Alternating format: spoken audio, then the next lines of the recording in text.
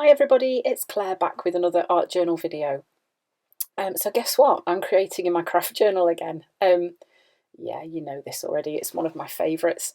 So I'm going to be doing a page with a cutout heart in the centre. So you can see I've got my cutting mat underneath and I've just drawn half a heart onto one page. And then I'm using that as a template for the other side as well. So I am cutting out the excess card from around those, and I'm going to leave that heart in the middle of the page. So I never throw away any of the excess bits that I cut off. They often come in useful for future projects, so it's worth hanging on to them. This is some collage tissue paper from Dina Wakley. I think it's from the text collage tissue pack, and I'm just going to glue that in place all over that heart in the centre using gel medium, and it's gel matte medium, and just sticking it down, and then when it's dry I just cut away the excess. So I just wanted to add some text onto that heart. I mean, if you don't have this collage tissue paper, you can just as easily do some stamping. Just use some archival ink on there, and then if you do add some mediums over the top, it won't bleed or anything like that, so that would work just as well. You can see it was a little bit tricky to cut away the excess, but you know, just take a little bit of time to cut it away, and it worked really well. So that's the heart covered with some text to start off with, and once that was nice and dry and I'd stuck down all the edges just to make sure there wasn't going to be any bits lifting, I then decided to add some colour. So this is some carnation, what's left of it, just to the back two pages, just across the middle, and this was almost to give just a bit of a base that's not white, because sometimes the white can be a bit stark. And then I'm going in with my favourite pink from Amsterdam Acrylic, the Permanent Red Violet Light, and just adding some of that pink onto the background. You notice I keep drying my brush off. That's because I don't want to water down the paints too much, so if I just get rid of some of the excess water, then it means that the paints maintain their their heavy body quality. Then I was just using a really nice rich yellow, also from the Amsterdam Acrylic, and then I'm going in with turquoise from Dina Wakley Media. I really love how these three colours play together, so a really rich pink and a bright yellow and a turquoisey blue. They just make some beautiful colours where they blend. So then I'm going in with this Circles for Painting stencil from Dina Wakley and a baby wipe, and just removing a little bit of paint through that stencil. So just kind of starting to build up some interest in the background and add some more layers into there too. This is a really quick way to start to build up those layers. So then I'm going in with that really light pink again. So the carnation from Dina Wakley would work perfectly well.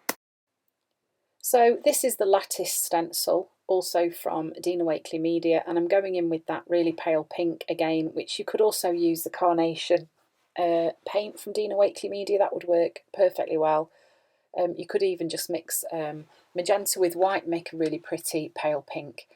So I'm kind of keeping it in the same colour scheme, seeing as I've started off with pink, and just building on the layers but using the same sort of colours. So this is the stencil called Bonds. This is also from Dina Wakley Media. I'm just adding some turquoise blue through that stencil. So then I've just watered down some of that pink and I've just added a bit of a wash onto that heart, and I'm just kind of dabbing away the excess because I really did just want it to be a bit of a wash and not too heavy.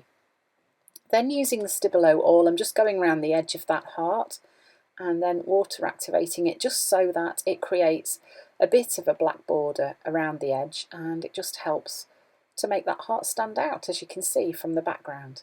And then I realised I hadn't done anything on the back of the heart, so I just went in with the same pink colour and just added that all over the back of the heart.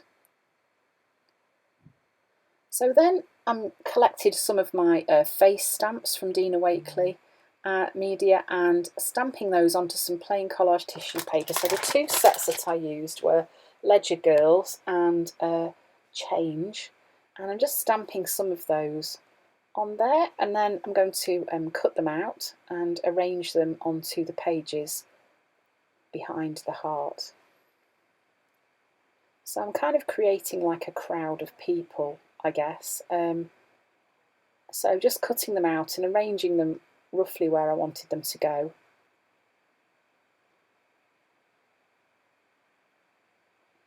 And then I clearly decided to just crack on and stick them down. I thought I arranged them all in place first, but I didn't, apparently. So just shows sometimes you can just go with it. So I'm just creating this sort of busy feel with all these faces and figures in this page because it kind of went with the vibe, the quote that I was going to use. And that one you can see is overlapping with the heart too. Okay. So you notice some of these heads are kind of floating. They won't be in a minute. Then I gave them all these little rosy cheeks as well. And a little heart.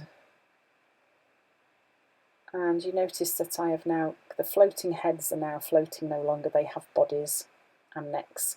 So then using my typewriter, and I'm just typing out some words, and my typewriter is being a little bit temperamental at the minute, so I kept having to type words out again and again and again. I think I need to have a look at how to mend it because the ribbon isn't moving through properly.